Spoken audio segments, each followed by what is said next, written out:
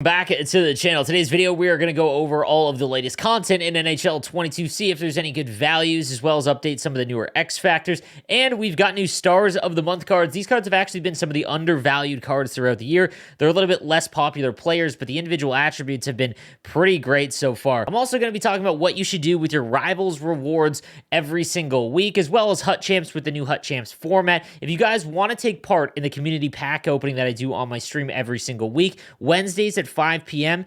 We start our community pack opening when the new content drops and the Rivals packs open up. Be sure to come and hang out in there, see what the community pulls. If you want to get involved, just come to the Twitch stream, 2 to 5 p.m. Eastern time, and then we will start pulling everyone's packs once the new content's dropped. All right, guys, let's get into the video. Hey, if you haven't subscribed, please subscribe, and let's get this video to like 200 likes. Just hit the like button. That's it. All right, let's get into the video. We'll kick things off with the 85 Luke Evangelista from the London Knights.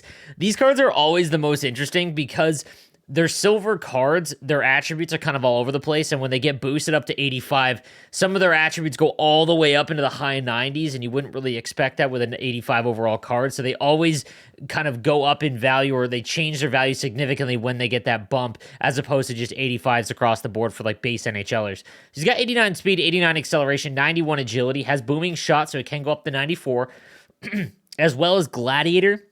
His skating is obviously an issue here, and he is 5'11", so he's not exactly big, but his shot power is at 97. The accuracy is way down to 83, however. His hand stats are brutal. Defensively, he's not very good, but if you're just starting out and you're looking for like a fun right-handed winger card, you're not going to find many that have that high of agility or shot power, so he's probably going to go for the absolute bare minimum of what 85s go for, so you might want to try him out, see what happens. Then we've got the 86 overall Connor Brown, 6 foot with distributor and workhorse.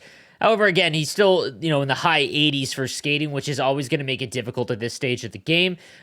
Defensively, not very good. His body checking's low. This is just a hard avoid all the way around. I think for 86 overalls, those are going for about 18,000 coins. Just not worth it at all for this card. Then we've got the 86 Brian Dumoulin, 6'4" with 87 speed, 88 acceleration. Now, obviously, that isn't very high. Has silver truculence. But if you are looking for a giant defenseman, if you are able to play with the bigger defensemen, which are the best in their own zone, you just have to be able to pair him with someone that's a lot faster, like Cale Makar, for example, on the right-hand side, because he's obviously going to get blown by down the boards, and it's going to be very difficult to defend with this. But in his own zone, he's one of the better ones among left-handed defensemen early on in the game, so might be worth looking at for anyone that is looking for a big left-handed defenseman. Peter Mrazek gets an 86 overall from the Toronto Maple Leafs, has no timer, no goalpost to post, is 6'1", so this is a pretty easy avoid here, unless you're a Leafs fan, of course. The 89 Samuel Girard. Now, obviously, this is one of the smaller defensemen that you can get in the game. His skating is always elite, but he does have gold shutdown, which makes it a little bit better, but obviously he's at a significant disadvantage to someone who's, like Victor Hedman's size, because with gold shutdown on someone who's 6'6", the stick is just way longer, so his reach is just much more impactful. However, again, if you are looking for a card for under 50,000 coins that you can get a left-handed defenseman that's fast, pair with someone who's big, maybe Brent Burns, for example, if you have a big, slow right-handed defenseman, this could be a decent option for you. Samuel Girard, his skating is always phenomenal. I wouldn't activate elite edges, but gold shutdown is good on anyone. And he could be a decent value for if you are looking for that fast left-handed defenseman. And we've got the 90 Brock Boeser from the Canucks with fly the zone and booming shot at 6'1", 92 speed, 90 acceleration, 94 agility as well. Shot is all in the mid-90s, hand stats above 90s. A really nice, well-rounded card. You are going to have to spend about 45,000 coins. There are probably better options among right-handed wingers for you. However, this is kind of like a center. Like, his skating looks a lot like Austin Matthews, and that's a center build, which is a little bit better than obviously on the wing.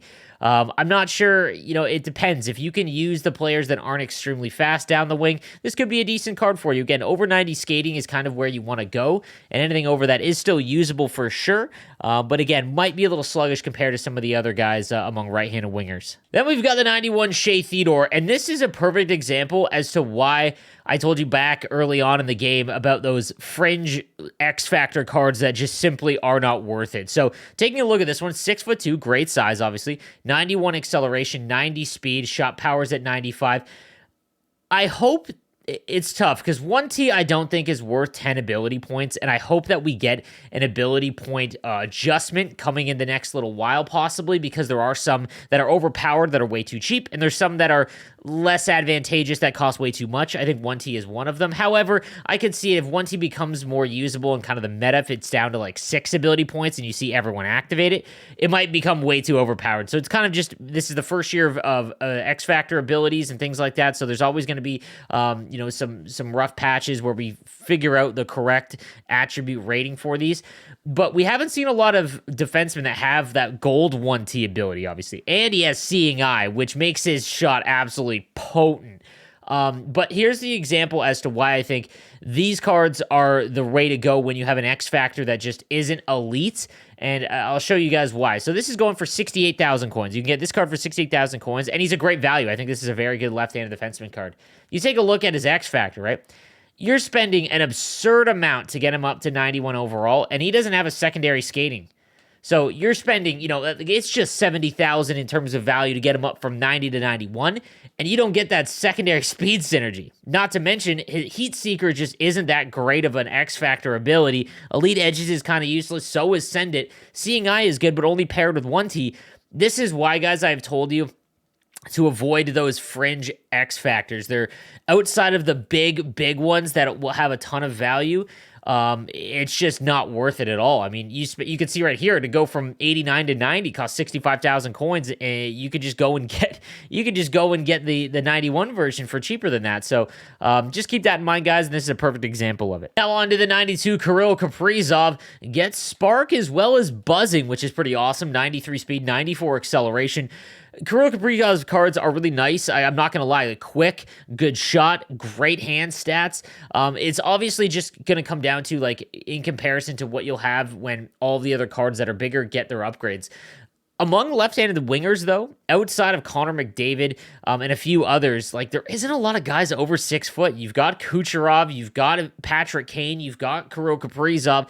There's a lot of top-end lefties that just aren't that big. So, I still think he does have quite a bit of value. I don't think I would activate the gold elite edges unless he's your line 1 player.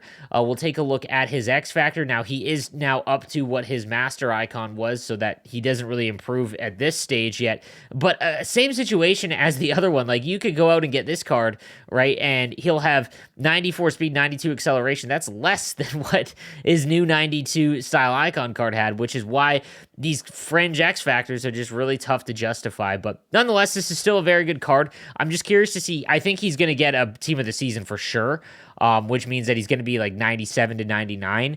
So it is safe, but I think I'd rather just bail out on the X Factor version and just go after some of the more higher cards. We've got the new stars of the month. The 91 Brant Clark with Workhorse and Distributor has Gold Seeing Eye, Heat Seeker, and Elite Edges, which I'm not a huge fan of on defensemen, but 92 speed, 92 acceleration, 95 defensive awareness. That's 6'1". This is definitely a valuable defenseman, guys.